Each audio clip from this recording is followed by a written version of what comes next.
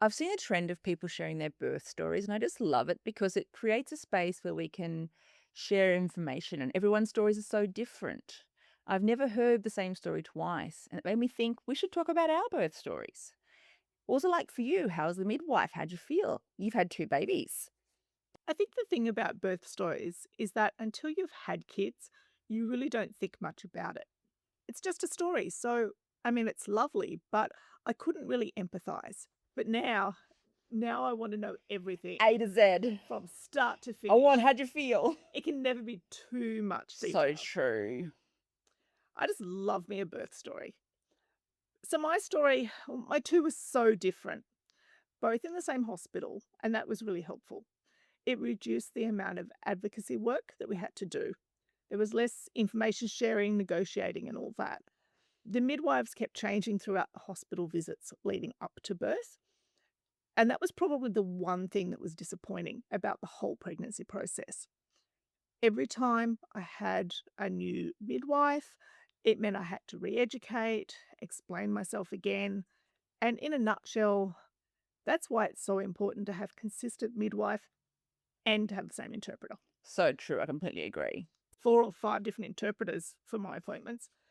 With my first, the pregnancy was progressing normally. There were no complications, but I did have a lot of anxiety, internalized anxiety. And it was COVID times too. COVID did not help. Throughout that experience, I really wanted to know when I was likely to give birth. Would it be the week of my birthday or throughout the Christmas period? I was so unsure. So I actually sent a message to a psychic. Really? Yeah, I sent off an online message. It was not a good idea, let me tell you. Goodness. It was an online form where you type your name, your email address, your birthday. I think that would be to work out the stars or whatever psychics do. Anyway, I got a response saying that they didn't see a child being born in that month, but they did see one being born 7 months later. They didn't see a child born then, but later on, yes. So I'm picturing I would have a miscarriage and then become pregnant again to have the baby 7 months after this baby's due date. That really set me in a spiral of anxiety. Oh no, you should give them feedback. It was awful. Get your money back. I just let it go. It was only $10. For all the trauma on top. Anyway, time went on and I kept going to appointments. And in the last 3 months, I started to feel my baby move less and less. They'd been quite active up until this point. So I had to go to FMC and get fetal monitoring done. There was a combination of ultrasounds, but they also put two sensors on my belly to monitor any movements and the baby's heartbeat. Because I was so anxious, I was going frequently to check that everything was okay. And the doctor said it was better to induce me 1 week before my due date because they could see the baby was moving less and less over all of the visits. So I was booked in 1 week before my due date. I was excited and started getting things ready, but at the same time, I felt I didn't have a lot of information. I was trying to read about inductions. I learned about Pitocin, and I learned they would use the balloon to ripen my cervix because it wasn't ready at that point. Unless it was softened, the Pitocin wouldn't be able to dilate my cervix. I knew they would use a balloon, but I didn't know much about it. On the day I arrived at 8, no, wait, I arrived the night before because I had to insert the balloon overnight and then I'd be induced the next day. Oh, it's a long, big, long tube. Yeah, it's a bit like a catheter. Interesting. I arrived about 3 or 4 in the afternoon, got settled, they did a checkup, then they inserted the balloon about 6 o'clock at night. What it is, it's a device that they insert through your cervix, and then a balloon inflates at each end, which puts pressure on either side of the cervix. Well, that's interesting. So it doesn't dilate, it just pushes the cervix from either end. Yeah. Because you need the cervix to flatten out and become very thin, and then it starts to open up. Yeah, you want it to thin, you don't want it to dilate too early. Right. So the purpose of the balloon is to flatten out the cervix. I didn't know that. How interesting. And once it's in place, they push saline through to make the balloons the right size. Oh my gosh, it was painful, just awful. They also had to do checks to make sure it was in the right position. And during the procedure, I had an interpreter, but after that, they went home. Even though I was in pain, they were really only needed for that hour for the procedure, not overnight. I had prearranged that the interpreter wasn't to come until I was ready to start pushing. My thinking was I'll get the induction and then have maybe 13, 14 hours of just waiting, sitting across from an interpreter, twiddling our thumbs. I didn't want the pressure of hosting somebody who was there to support me and having to keep them entertained and all that. I didn't want that.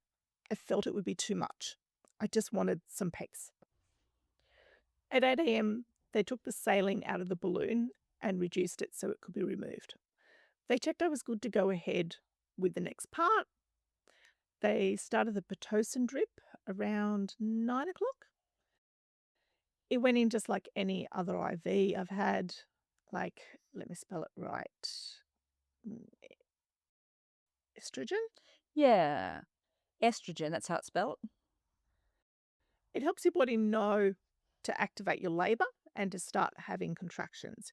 It was a weird feeling, like my body was gearing up to start something really important. Like you're on the start line. It took a little while, but then the contractions started slowly and were quite intermittent. After the first 2 hours, they decided to turn up the drip. Then the contractions were coming more frequently and were getting stronger. I felt like I could manage through them, but I had no control over when they would come or how long they would last. I wanted to get in the water, but I couldn't because with the Pitocin, you have to stay attached to the monitors the whole time so they can monitor the contractions and the baby's heartbeat. Without the monitor, they won't know if it's becoming too much or if the baby's in distress because an induction is not a natural process. So I felt quite trapped. Could you use the shower head to put water on you to cope? No, because they need to keep the monitor on the whole time. So that meant I had to change positions regularly to try and get some relief. At about 2 p.m., I remember getting overwhelmed. They check you regularly to see how far you've dilated. I remember asking, how many centimeters am I now? They say it takes about an hour for every centimeter. It was really slow. It was at that point I said, No, I need an epidural." Prior to this point, I had thought I wouldn't want an epidural and I was planning on just using gas and morphine to get through labour. But that absolute lack of control made me feel like I can't cope. And once I reached overwhelmed, I decided that's it, I'm having an epidural. The interpreter hadn't arrived yet, right? Not yet. That meant we had to book an interpreter because I hadn't signed consent forms yet. It was not part of my birth plan. So they didn't refuse you.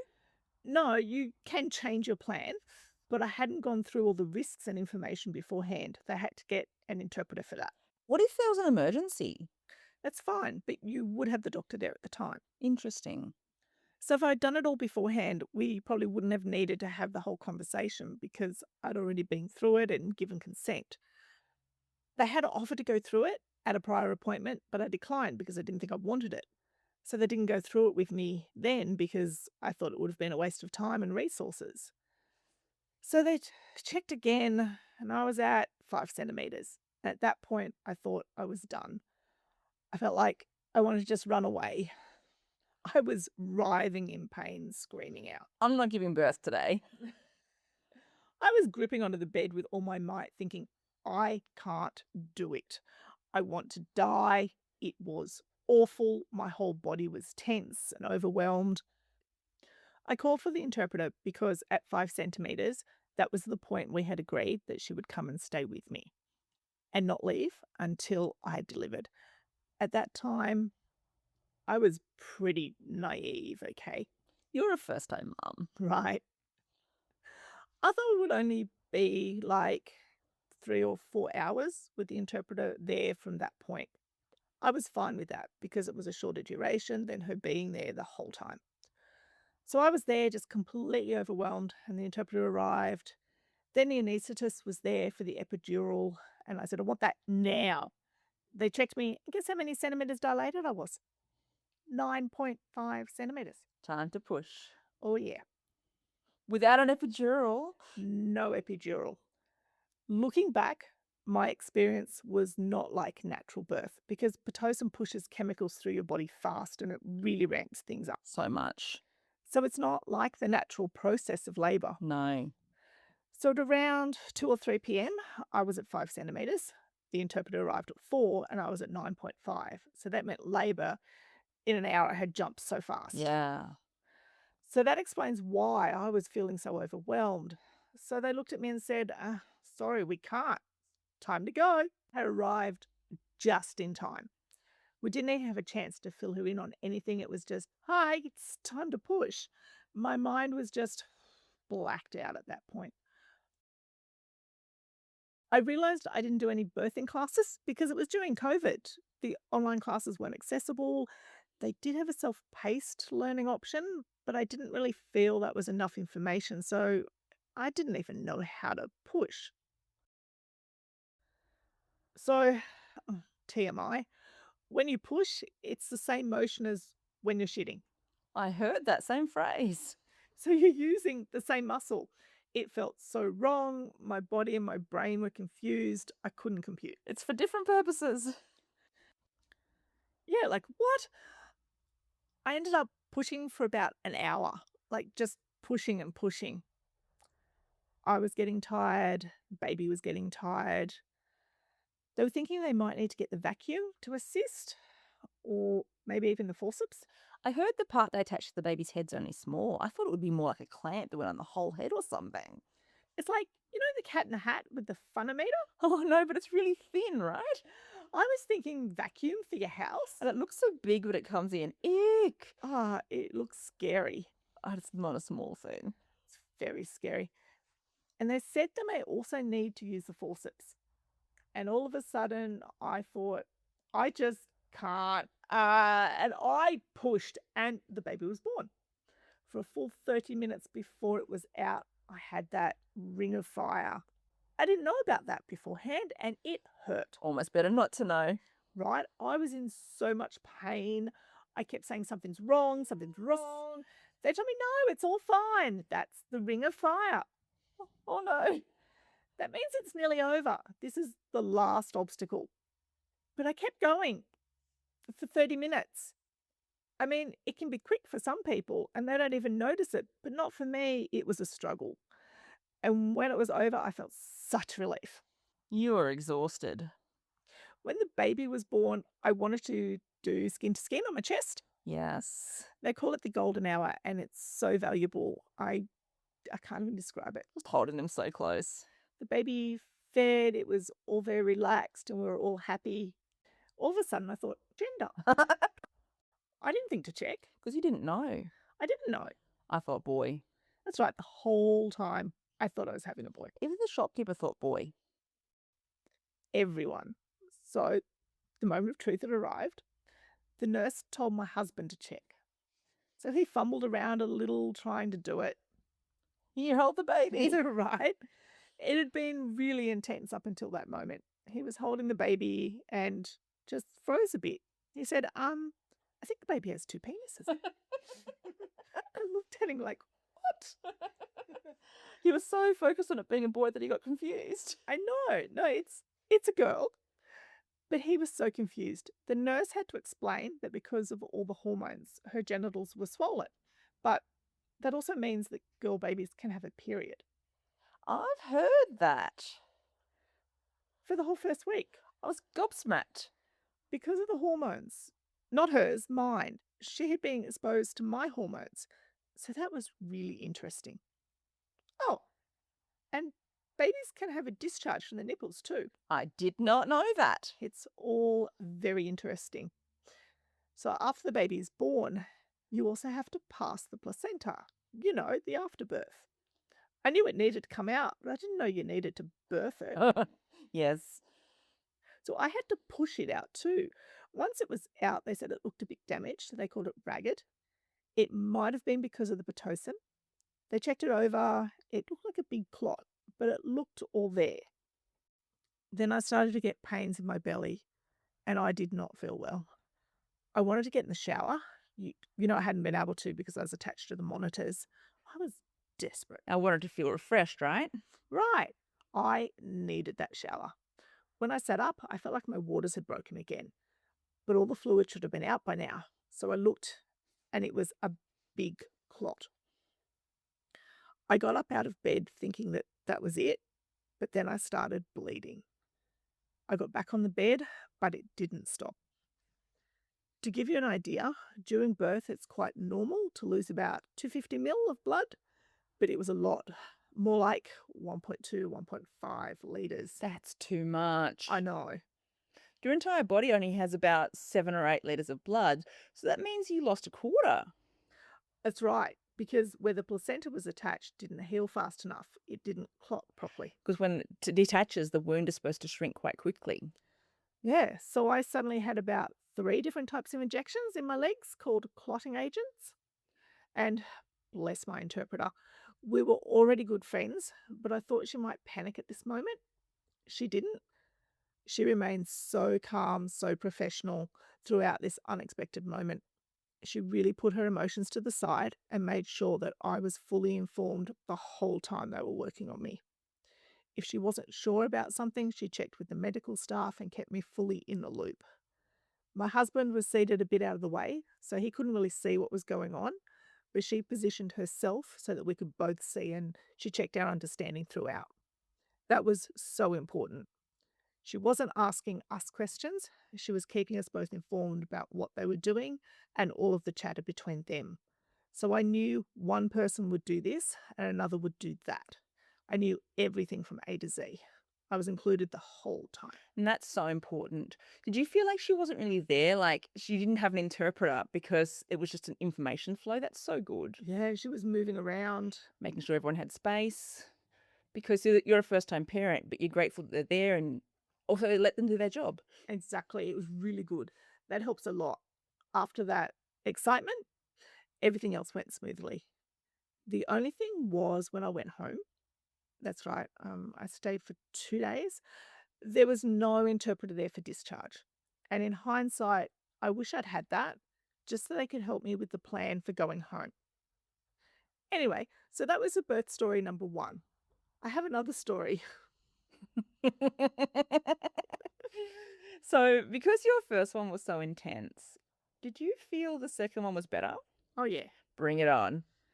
So with the second pregnancy, I just wanted it out. The second time. Being pregnant the first time was fine. Yeah, I had a few aches and pains, but I tell you, that was nothing. That was just normal. The nurses told me that was normal every fucking appointment. I'm telling you I'm in pain. You're telling me I should suffer? Right, it's normal? Well, it's not for me. Anyway, like I said before, for both of my kids, I didn't have the same midwife or interpreter throughout the checkups. But that was pretty uneventful. Nothing was out of the ordinary, but 2 months before I was due, my anxiety really ramped up. This time was going to be different because last time I didn't have the interpreters there for the whole labour. And I felt like that affected my experience as a whole because if they were there, I would have had better access, possibly less trauma.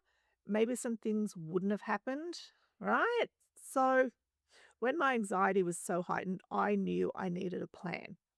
I needed to be organised. Get everything in place. Right. And we had our firstborn at home who needed to be looked after. Right? The second time's so different. I asked if I could be induced again, and I was told I could be, but I needed to wait until 40 weeks. They wouldn't let it happen any earlier without a reason. So I was anxious, thinking about what happened last time 1 week before. I organised the interpreter and I decided this time I wasn't going to wait until closer to birth to have them there. I wanted the interpreter from the moment I arrived at the hospital throughout the duration. I highly recommend that, regardless of if it's a spontaneous labour or induction. It's worth having them around. Have the interpreter there as soon as you're in the hospital. So with induction, they give you a couple of options. They can use a gel or break your waters, or use the balloon. You don't have to only use Pitocin. We talked about it 2 months before I was due. And I said, I will more than likely have an epidural because last time was so intense. I wouldn't have it straight away, but to have it in the plan. These are the conversations you have at the midwife appointments. So that really helped. Mm. But I still wasn't sure if being induced was a good idea. With my first, I lost a lot of blood, 1.2, 1.5 litres, and I wasn't sure if I should have another induction because of that. I had so many questions. The midwife looked at me a bit funny because the report from the hospital about my first birth just said I lost only 250 mil. Not that I had any big trauma or anything. It made it look like everything was normal. That threw me. I felt bad because that interpreter was in the appointment with me. We were both confused, like, are we in the right room? Are you talking about the wrong birth? I was certain it was the wrong information. Anyway, at the next appointment with a different midwife, I thought I'd try asking again, and I got the same answer. I asked if she was sure, and she assured me that the report said everything was normal. So she said on that day of the induction, I would have the balloon inserted again. Your heart would have sunk. You know what it was like last time. Ah, but it would be less this time, not as much. But I might not need it if my cervix rightens itself. True. And I chose then to break my waters rather than go for Pitocin again. So at exactly 40 weeks, I arrived ready for the induction. And it turns out I needed the balloon again because my cervix was nearly ready, but just not quite ready. Damn it. I said, it's fine, let's just get on and do it. The interpreter was there, everyone was there, and it was a much smoother experience. I was able to talk with the nurse, and it was more like being just a regular patient, not a deaf patient. Because before I was writing notes and trying to get access, And now you had direct access. I didn't have to ask for it, it was just there. That felt good. It was a nice experience. I slept overnight, and the next morning I was ready to be moved to the birthing room. There was no need for the Pitocin drip. They just broke my waters. The interpreter was there the whole time. We were chatting back and forth. The midwife was funny. That made my experience very enjoyable. So the waters broke, that's right. Because the interpreter was there, I learned so much more about the birthing process. There are different tools they can use to break your waters. The preferred method is an Emni hook, like a crochet hook, or an Emni cot, which is like a small finger cover with prickles on the end of the fingers. They always use the Emni hook first because it's the most appropriate. And they use the other option as a last resort if the hook doesn't work. How do I describe that finger cover? It looks like nothing. It's not sharp at all. You can rub it against your skin and it's okay. It's more like, you know, those mats with plastic spikes on them that people lay down on for health reasons? Yeah, they like to relax on them. Well, imagine that, but on a small cover on your finger. It doesn't feel like much on your skin, but to the water's membrane, it's so thin that this device will break it. So that was interesting. It doesn't scratch the baby or anything. Because I was wondering that. Now I get it. So they broke my water and break it did. It felt like it wasn't going to stop. It didn't stop until birth. The body generates fluid to replenish it. It was so strange. Where does it come from? I wanted to drink so much water. What was different was that the contraction started almost immediately. That didn't happen with my first, and the midwife confirmed that it looked like it did the trick and I didn't need Pitocin. I was so relieved. It meant that I could take the fetal monitor on and off and move around. Now, because the interpreter was there this time from the start, do you know what I learned? The monitors are waterproof. What? You mean you could have had a shower last time? Why didn't they tell you? And they can be battery operated too, so you don't need to be attached by a lead. I was floored. And then I went straight to the shower. I spent so much time in there. When I started to get tired, I had the epidural. Now, because the interpreter was already there, I could get the epidural whenever the doctor was available. There was no waiting or anything. But I tell you, epidural in the middle of labour, it's not for the weak. You have to hold still and stay exactly where you are. Do not move at all, even through a contraction. At that point, the contractions were only 1 minute apart. That's not a long time. Oh, Did you look at the needle? I did not want to see. Better not to look. I wasn't keen on fainting Fair enough. because you have to sit on the edge of the bed and hold a person or something in front of you and just ride out the contraction. I remember holding on so tightly. When they put the needle in, I only felt it a little bit. It wouldn't have been hard if I didn't have to focus on not moving. Oh, that was. Anyway, so they took the needle out. Oh, that's right.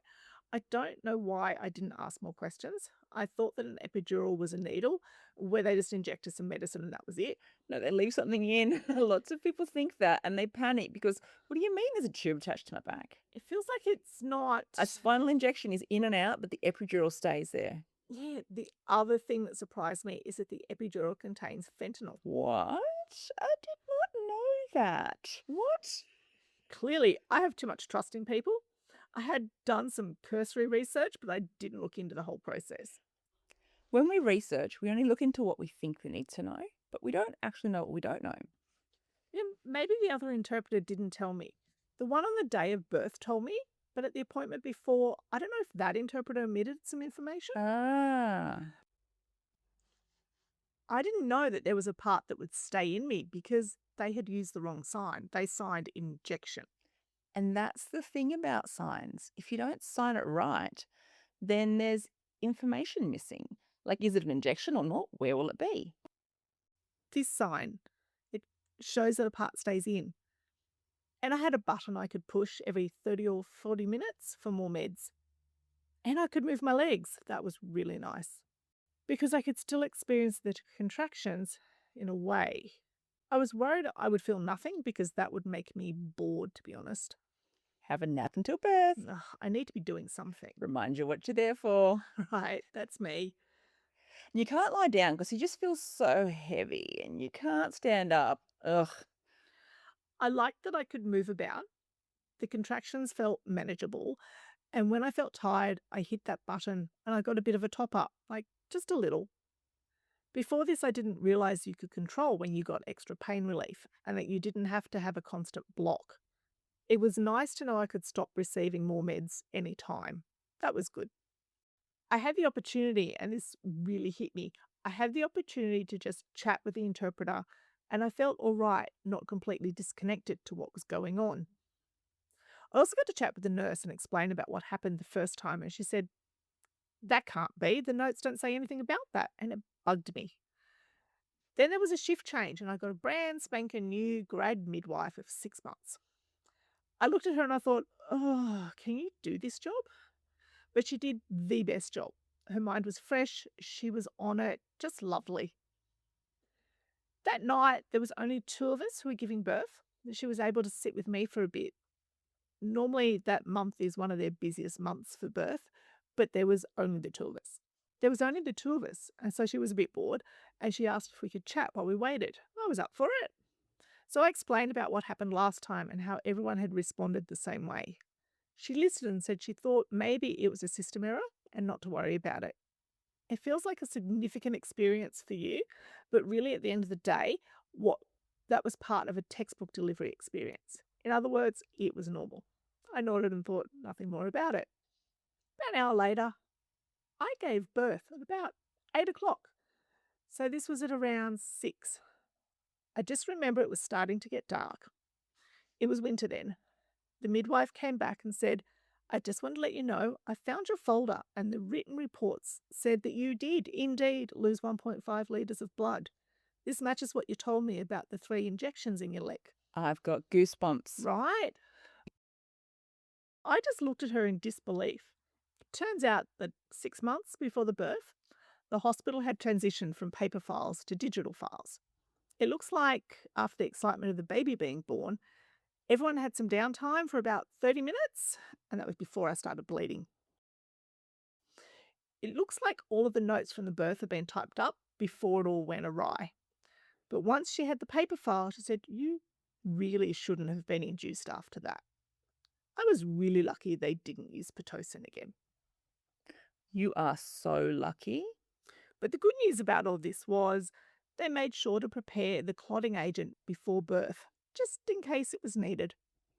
The midwife talked to me about pushing because even after everything that happened with my first, I still didn't make it to a birthing class. Finally, I learned how pushing works. So, with this new information, guess how many minutes I was pushing for? Go on, guess. It felt like it was all over in about a minute. It's just beautiful. What a healing experience. Very healing. Afterwards, I was so ready to go home. I was actually home probably 13 or 14 hours after it all started. The baby was born at 8 p.m. and I was home at like 9, 10 p.m. I couldn't wait to be home. Home is the best place to be. I recovered better at home. Hospital's too busy. I felt so good. I said to my husband, let's go out. I'm ready to have people meet the baby. Look what I made. Exactly. When I think about my first, I was exhausted. Even when we got home, I was still pale. I was not well at all. Definitely. I mean, you lost so much blood. I'm glad they validated your experience in the end, at the absolute end. At last. So, yeah, that's my story. The moral of the story is to make sure you have the interpreter there for the whole time. It makes such a difference. Absolutely. And being in control made such a difference. Regardless of if you use gas or get an epidural, as long as you have some sense of control, that's the important thing. Oh, speaking about the gas, Oh, that's right. Come on, tell me. with my first, I had to have stitches because I tore. And it's important to know that I got the stitches before I lost the blood. Okay. So just imagine how long it had been pooling in my uterus. Yes. So that's why when I set up, it all flooded out. Mm. So I was being stitched up and I was using the gas, but it was still hurting. I got them to turn the flow up more and more just to try to cope. When I sat up and lost all of that blood, and it was so painful, my body just crashed and I needed more gas. It had been about 15 minutes since I last used the gas, and the flow rate was still high, and it just hit me. I thought I was going to be out until tomorrow.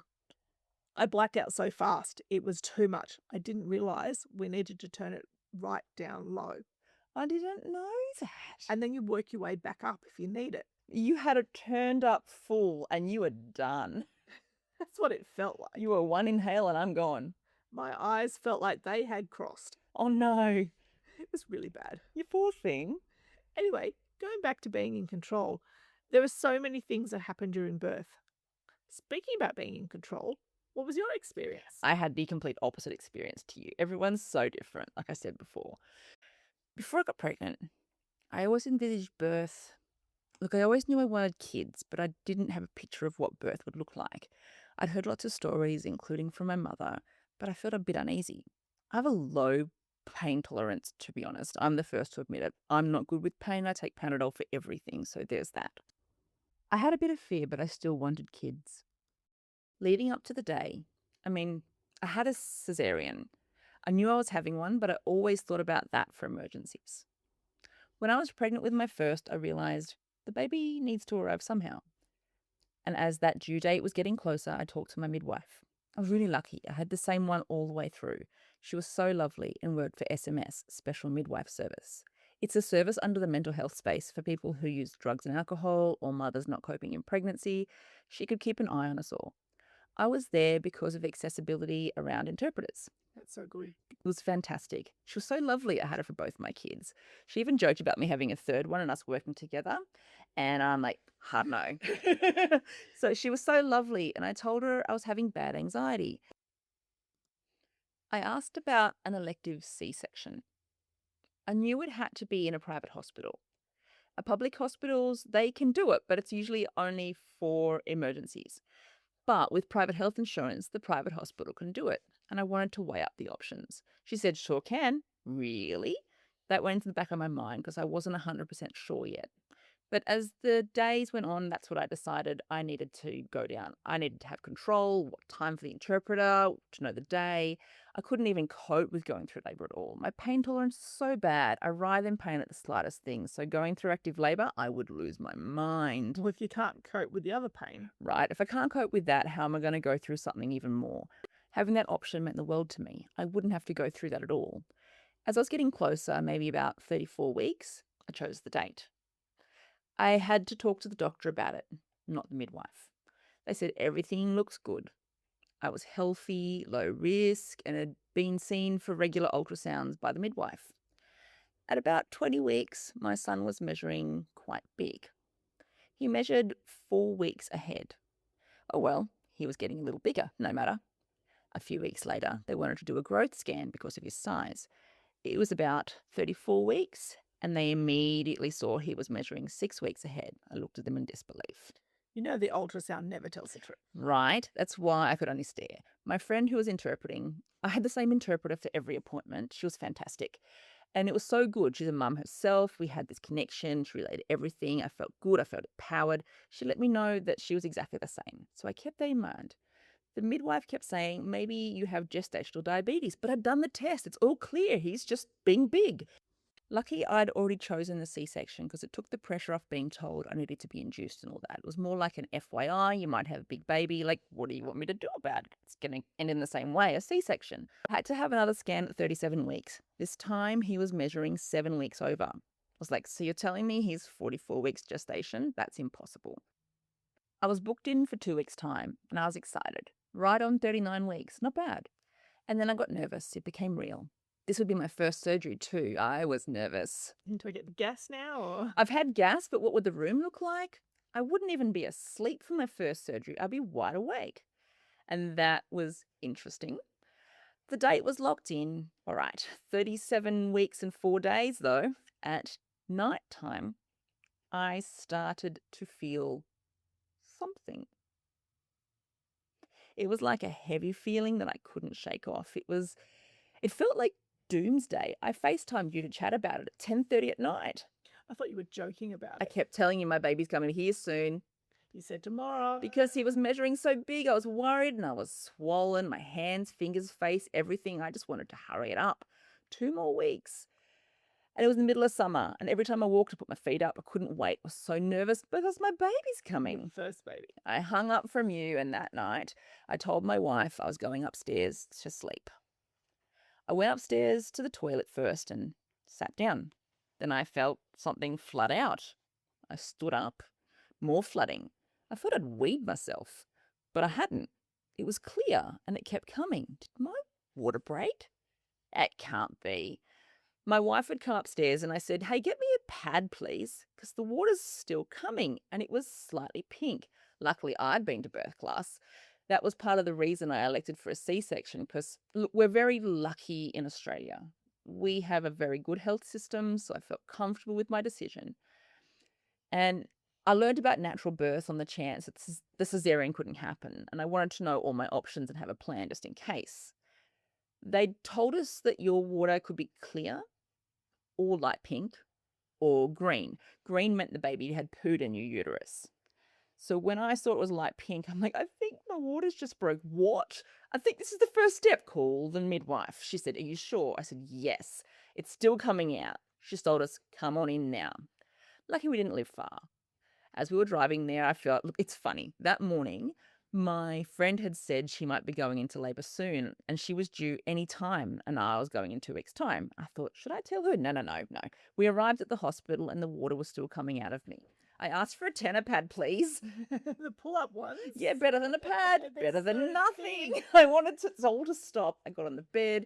Midwife was really lovely, and I'll never forget her. It was late at night too. Not many people to see you. Right. Not a lot of people there. They did an assessment. Everything looked good on the fetal monitor. No contractions yet, just the water. She confirmed that my waters had broken, and when I said there was still water coming out, she said, that's normal. Won't stop until you give birth. I was stunned. Every time I sat up, more water would come out. Sit back, water came back. I felt like I needed to go to the toilet, but it was like, hurry up. It was interesting. The midwife came back to me and said, so you're giving birth very soon? Uh-huh. I saw you've elected for a C-section. Still the plan? Or do you want to trial a natural birth? I still had options. I was mentally prepared for a C-section, and I felt like it'd be too much for me to change the plans now.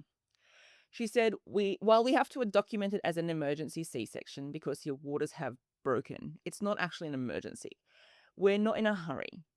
So it was about 11:30 and we were looking at 9 a.m. the next morning. So I'd be sitting there leaking the whole time. I thought I would let the interpreters know to come around maybe 6 o'clock in the morning, ready for whenever. Because if there's emergencies, they'll be slotted in and I might be moved up the list or down the list. I thought 6 to 9, that's 3 hours, plenty of time. The doctor came and said I needed to get the interpreters in so they could sign the papers. For what? So they'd be allowed in the room. They'd known about me coming since August. Normally you sign the paperwork when you meet with midwife. They didn't give it to me, so we had to call both interpreters back. In hindsight, I could have just asked for the one, but they still hightailed in there. They signed the paperwork and then, is that all? We just sit around and wait till 9 a.m.? I told one interpreter to go home, my regular one, and one to stay just in case, so that they could then swap over at 9 a.m. That interpreter left. My wife went home for a bit to pack things because we'd left in such a rush. We didn't even bring a hospital bag. We were just aiming to get here so fast. 20 minutes later, though, I was chatting with the interpreter and the midwife comes in and says, okay, you're going in now. Why? Contractions are happening. I couldn't feel anything. I didn't think my body was ready to respond yet, but on the monitor you could see the line spiking. Like you said, the natural process. Yeah. It was just starting. No dilation or anything. My body was just starting to respond. She didn't want to wait until the contractions got more intense because who wants to be operating at 3? That's when it would become a real emergency. That's right. And you'd have contractions. And more interventions. So it was go time. I told the interpreter to come back, told my wife to come back, and I told them they had to wait till she was there. The interpreter wasn't back yet when my wife arrived. We made our way downstairs, and it felt like strict security because I was wheeled into the operating room directly from the elevator. It was weird. When you gave birth, it felt like you were in a normal room, but this was a sterile theatre. They were such lovely people, though. They welcomed me and explained their roles in turn, and I felt like I was amongst friends all of a sudden. It was so nice. They explained what would happen. They'd give me a spinal block, a local in 4 locations, creating a numb square first and then the spinal. Okay. I sat down and all of a sudden I just started shaking uncontrollably. I said, I'm not nervous. I just can't stop shaking. They told me that's normal. And I just looked at them. Like I wanted to tell my body to stop, but it couldn't. I was just shaking. I was paranoid they'd miss because I was shaking so bad. Oh, that made me so nervous. The interpreter was fantastic though. She came around the front and started joking with me, and they had a good deaf awareness in that room because there was a black contraption that I was meant to hold for the spinal, but I couldn't see the interpreter through it. So they switched me to a pillow on my lap to hold, and I said, fine, if you say it's safe, I'll do it. But I could see the interpreter. They said, going in now, and then it was over. I didn't even feel the needles. Next minute, I'm laying back in shock with the blue drape in front of me, and it was on. I remember saying, I can feel my feet. Steph, my wife, came around next to my head. Interestingly, for my first, she wasn't allowed to be there for the injection part, but for the second, she was. Maybe it was because it was an emergency, I don't know. Or it could be the nurse or doctor dependent, according to their ethics or preferences. Yes, Steph didn't want to see. She was a bit scared. She declined to watch with our second two, and that's fair enough. I didn't want to be worrying about her at the same time as me. Anyway, she asked if I was all right. I can still feel my feet. I'm moving. They reassured me it was okay. And they have ice they use to test. Oh, I hate that sort of thing. Like first on my face, it hurt. And then on my belly, I could feel it, but just not the cold. Then back up to my face and it hurt again. I was so confused. I could feel it in both places, but it only hurt on my face. They said they'd check again soon. Next minute, they were operating. I looked up and I could see everything reflected in the theatre lights. I could see all the different layers inside of me. They had used like a plastic retractor ring and put it in. I'd always wondered how they did that. Oh, so no one was holding it apart? No clamps that were wound then apart. And then the baby came out. I looked up and he was crying. But he was a big baby? Oh, no, he was small. 3.2 kilos. A small baby. I stared at him. He's tanned. No, he was actually very jaundiced. And I thought, olive skin like me, Looking back, no. He had a good ABCAR score. It was all going well. And all of a sudden I didn't feel well, like I had really low blood pressure because I was bleeding. For birth, 250 mils is normal. For C-sections, 500 mils. And I'd lost 600 mils and I still fed off. That's still a lot of blood. I was so tired, no energy, even though I hadn't been through labour. I just felt so sick, and I told Steph they injected something. No idea what. I started to feel a bit better. But, there was an interpreter there, but I didn't feel like they were there at the same time. I was really oblivious. Like you were signing, but to who? I just had access. It wasn't mediated. It was just fully accessible. There was no interpreter standing over me signing. I was just a part of it. So beautiful. Once they stitched me up, I was moved to recovery room and he was placed on my chest. They told me how to feed and all of that. And then the busyness just stopped. The interpreter was signing and they had to give me an anti-clot injection in my shoulder and my leg for 5 days. It was the most painful thing. You think C-section hurts? Well, those injections daily hurt as much. I wanted to chop my arm off. Across the chest? I felt like I couldn't do anything with that arm. It hurt. I can't explain it. It was the most painful thing ever. The injection was called caesarean, and it was to stop my blood clotting because I'd been laying still for so long. Eventually, the interpreters left, and that's when it became real. I had a baby. I didn't know what to do. I had to ask permission to breastfeed, when to feed. I was so out of my depth. Right. How do you change a nappy? Right? Nappy, what? How? What? All of that. We think we prepared leading up to the birth. It really doesn't matter how much you prepare. It's like it all goes out the window, and then you have to learn. I look back and I scoff. That was easy. You need to come with an open mind. 100%. And you can't expect everything to be ordered. You have to go with the flow and learn as you go. Things come up and you just roll with it. So, after he was born, the placenta had to come out too, just like with you. But I didn't birth it. They pull it out. It was all ragged. They put it aside and asked me if I wanted to look at it 2 days later. No. Put it where? They put it in a plastic container and asked me if I wanted to see my organ 2 days know about later. that. Some people do. I didn't want to see it all mangled. They told me I could take it home too. And I'm like, no. Oh, Take it away. I don't want stinky. it. Take it out back. Ew. I just don't want to see it. I was scared. I saw it with my second. That's right. I saw it with my second too, but I saw it fresh, not 2 days later. Anyway, it was all ragged. They scooped it all out, cleaned me up, and then sewed me back up. Interesting. My recovery from my first one, it didn't really feel bad. It was all new, just normal post-surgery tenderness for the first 2 weeks. When I got home, I tried to walk, but it was still tender. But I kept that in mind for my second. With my second, I chose an elective C-section again. I had to because there was only 17 months between the two of them, and I couldn't have a natural birth even if I wanted to. But it was funny. They warned me the baby might come early this time as well. And I was massive. Oh, you had to be prepared. I was bigger this time, but not as swollen. That's right. I didn't realize until later I was so close to preeclampsia with my first. That's why I was so swollen. Once my waters broke, that had the eclampsia off. With my second, there was no swelling. Didn't think about it. But the PGP, I couldn't lift my legs to get in and out of the car. People say they get sore hips, but I'm like, have you had PGP? No words. That's the worst. It was worse with my second. It feels like everything is just going to fall apart. I couldn't even lift my leg. Like it might just come away. There was so much pain trying to move. I'm young, but walking, oh my God, was excruciating. The trauma. It's over. As soon as baby was gone, so was the pain.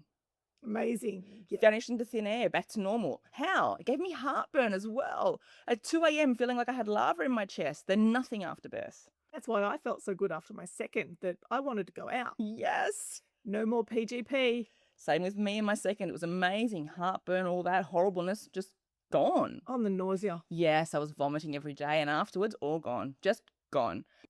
With my second, I was sticking it out saying, come on, Hannah, come on, it's soon. As it got closer, I finished work at 37 weeks. 38 weeks came, 39 weeks, and then on the due date, I went to hospital. My regular interpreter was there. And then another interpreter came because the hospital had booked them for 1 hour. I was like, this is not happening in an hour. I'll be here for like 6 or 8 hours for sure. Luckily, I booked my own interpreter. That interpreter came and laughed because as I sent her away, she said, bye and good luck. I got checked in. Everyone was lovely, but I had a female surgeon this time. I had a male for my first. We started.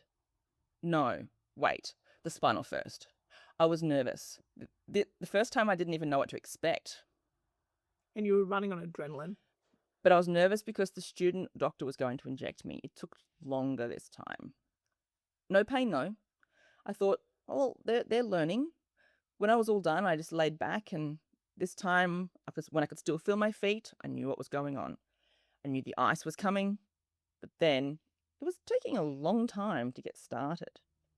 Turns out the doctor had cut herself before she could even get started and had to get fixed up. Like it was before. She hadn't touched me. She was standing away when it happened. The team was lovely. There was such a good vibe. The C-section started. I saw water flowing off to the side. That was my amniotic fluid. As soon as they'd made the cut, because my waters hadn't broken, it had to come out somehow. There was a hose to guide it into a container, but the hose came off and it went everywhere. They were mopping and the container had only a small amount in it. The rest was on the floor. OHS nightmare. Like, it's slick. Could you imagine? The TV show slow-mo scene. If Grey's Anatomy watched this and steal it for their show, I'll laugh because that was my birth story. Pay up. Right? After they cleaned up, my baby was born. My daughter came out screaming at the world. Like, why am I here? She was a big girl. I couldn't believe it. She was measuring big too, but not like my son. The same thing, yep, big, yep, no diabetes, blah, blah, blah. But when she was born, I was shocked. She was big and she looked swollen. Maybe it was the diabetes. They showed me her over the screen and I reached up, trying to hold her. But I couldn't because I wasn't sterile. Not allowed to touch her. Can't? In the operation room, you're not allowed to touch anything. It needs to be sterile. I hadn't washed my hands yet, and I couldn't touch her until I was in the recovering room. Not sure why exactly. She can touch me, but I can't reach out to her because my hands would be in a sterile field. I hadn't asked for skin to skin immediately after birth, but you can. I didn't. I was worried if I held her before I recovered. Better safe than sorry. Anyway, I was reaching for her like, come here, baby. They pushed my arms down. Wait, they said. And that's when I realized I got confused because it looked like they were handing her to me. And my arms were outstretched. Give me my baby. It was just beautiful. She touched my face before they took her off to check she hadn't ingested any fluid. That can happen during a C-section. Next minute, I was out like a light. I tried to wake up for a full 40 minutes. They checked her out, though. That's right. She'd passed a stool while inside of me, and they had to clean it out. That took a long time. I thought definitely healing would be longer. In recovery, I got to hold her, though, and I thought, I know what I'm doing second time mum here. Pro. Right? We were in the room, and it felt really good after a few hours. I wanted to get up, but they said I couldn't. I had to get the catheter out to come out first. I said, now? No, tomorrow. Oh, I don't know why. I just wanted a shower. Such an annoying feeling. You just want it out. Right? The recovery time was good. We got home and I could walk up and down the stairs after just 2 days. Obviously with care, but I felt so good. So different from the first. I don't know if it was the different surgeon. Anybody knew what it was doing. It was second time. And the PGP was gone. That's why. I was climbing stairs. Maybe that's why you felt so good. It was amazing. Your body chose caesarean over PGP. Truly, I think your body recognizes the baby is out and it's time to heal. The C-section is different because your body knows its job is to get the hormones back to normal and all of that. Compared to the surgery on your arm or elsewhere, because your body's then unprepared and shocked, and so recovery's longer and it just feels weird. There's research. Now, I'm not a researcher, but I know that when you give birth, yes, there's a toll on your body, on your mind, your Oxytocin? the love hormone. Oh, do you mean dopamine? No, it starts with an O. It's the love chemical. It helps your brain to recognize when to push, like you need to survive for your child. Yes. You need to be present to feed them and all of that. So I think that makes caesarean similar to natural birth in that way. Yeah, true. Also, I need to find out if it's true or not, but I believe the recovery process for an elective C-section is different compared to one who goes through labor first and then a C-section, because there's the additional physical toll that exhausts your body already. Like your body's working hard, there's hormones, and then you have to have a cesarean. That takes a toll on your recovery. I didn't have that. Your waters broke with your first, True, and I was tired. and you'd started the process, Physiological changes would definitely have an impact. and you didn't for your second, so that felt better. Yeah. And this time, the placenta was perfect. It was so different. The first one was all torn, but this one was a perfect little sack. It was so interesting, and it was thick. It was feeding baby, and that's why she was thriving. She was a full 1 kilo heavier than my son, and there may have been a touch of gestational diabetes. But she was a strong baby, ready to go home, and we went home 2 days later. They were so different, both my births. But the first was like, oh my God, overwhelming, everything, all the first time stuff, you know? Then the second was good. Did you have an interpreter for your discharge? No, but the nurses were really clear and easy to understand. Nothing concerning. But I wish I had more information about breastfeeding. I think I struggled with that at first. But the second time, I knew what I was doing. I was confident. I think a lot of mums get really thrown because of that lack of information around breastfeeding. They don't have all the information what you should do. Well, you don't know what you don't know. You can't ask questions you don't know. And the process is so different for everyone with breastfeeding. Some have an oversupply, some an under, some comes late, some early, which means you don't really know when, and the baby's hungry. So it's an interesting journey. And that's why it's important to share birth stories. There are plenty of resources for hearing people. There's podcasts, the lot, accessible birthing classes without needing an interpreter. So the more we share with each other, the more others can be prepared for future kids. They'll know what to do, what to expect, and it'll help their birth experience be, well, the best it can be. I definitely agree.